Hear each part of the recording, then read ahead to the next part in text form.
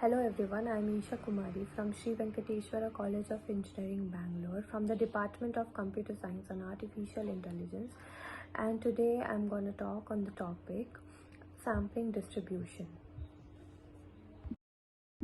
Unveiling the magic of sampling distribution. So the contents are as followed. What is sampling distribution? Formula for sampling distribution. Population versus sample. Why sampling distribution is important. Central limit theorem. Sampling distribution in real life. Limitations of sampling distribution. And finally the conclusion. So what is sampling distribution? Sampling distribution is a statistical concept that helps us understand how sample statistics such as the mean or standard deviation vary from one sample to another. It is based on the idea that if we take multiple samples from the same population, each sample will have its own set of statistics.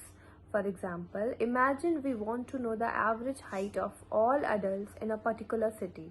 We could measure the height of every single adult in the city, but this would be time consuming and impractical.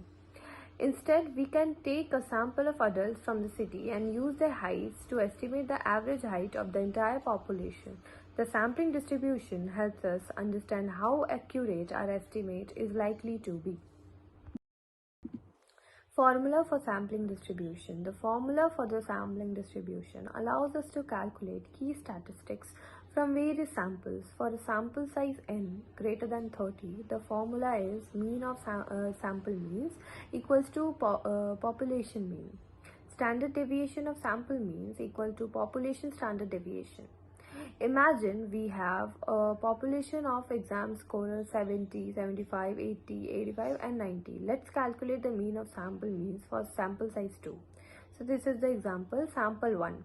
70, 75 and the mean for 70 and 75 is 70 plus 75 divided by 2 equals to 72.5. Sample 2, 75 and 80, mean will be 75 plus 80 divided by 2 equals to 77.5. For this example, with a population mean of 80 and population standard deviation of 7.91 and n equals to 2. This formula helps analyze sample statistics, behavior and variability in repeated sampling, vital for inferential statistics. Why sampling distribution is important? Sampling distribution is a crucial concept in statistical inference. It helps us make accurate predictions about a population based on the sample. When we take a sample from a population, the results will vary due to chance. Sampling distribution allows us to understand how much variation we can accept in our sample statistics. By understanding sampling distribution, we can calculate the probability of getting a certain result or estimate from a sample. This is important because it allows us to make informed decisions based on data. Without sampling distribution, we would not be able to make accurate predictions about a population based on a sample. It's the central limit theorem. As the sample size increases, the sampling distribution of a sample mean becomes a normal distribution. The normal distribution is a bell-shaped curve with two characteristics, center and spread. Center on mu, which is the true value in the population, with a spread standard deviation. The center of the sampling distribution is the true value of the parameter, and the spread of the sampling distribution shrinks as the sample grows larger. So sampling distribution in real life. Sampling distribution is a critical concept in statistics that has real life applications. One example of its use is in quality control. Companies often take samples of the products to ensure that they meet certain standards. By analyzing the sampling distribution of these products, companies can make accurate predictions about the quality of the entire product line. Another example of how sampling distribution is used in real life situation is in political polling.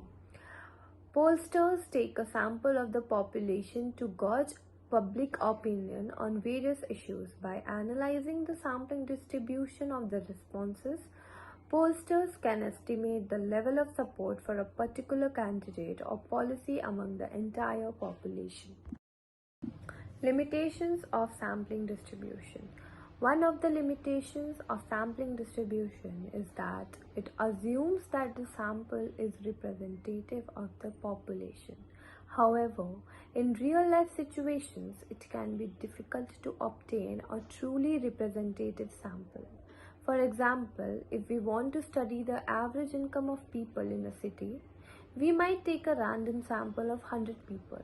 However, if a sample happens to have a higher proportion of wealthy individuals, our estimate of the average income will be biased.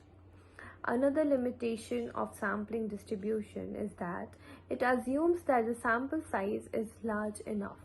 The central limit theorem states that as the sample size increases, the sampling distribution approaches a normal distribution. However, in practice, we may not always have access to a large sample size. In such cases, the sampling distribution may not accurately represent the population distribution. So now the conclusion. In conclusion, sampling distribution is a fundamental concept in statistical inference. It allows us to make accurate predictions about a population based on a sample, which is essential in many real-life situations. We have discussed the difference between population and sample, the central limit theorem, and the limitations of sampling distribution. By understanding these concepts, we can avoid common pitfalls and ensure that our statistical analysis is reliable and valid. Thank you.